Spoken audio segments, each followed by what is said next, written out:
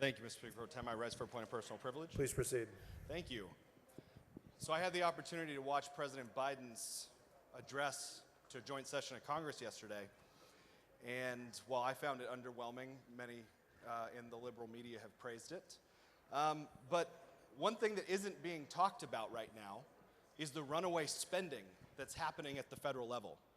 From George Washington to George W., the U.S. racked up $4.1 trillion in national debt. Since George W., that national debt now sits at $28 trillion. In the last year, since COVID, the federal government has spent $19.5 trillion.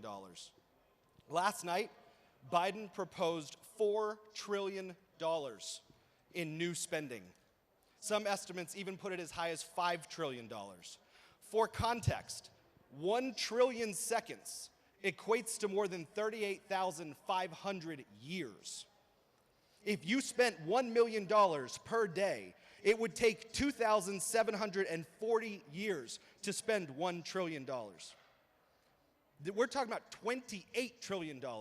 For context for the people of Arizona, $1 million in spending costs just over a penny per American household.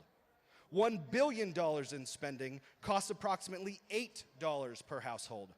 $1 trillion in spending costs approximately $8,000 per household. So last night alone, President Biden proposed $32,000 per household in new government spending. We are destroying any hope of financial solvency for the future of this country.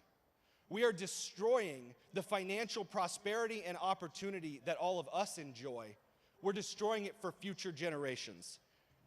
It is time to stop the spending, and I encourage every member of this body to tell our representatives in Washington, D.C., rein in the out-of-control spending and stop printing money.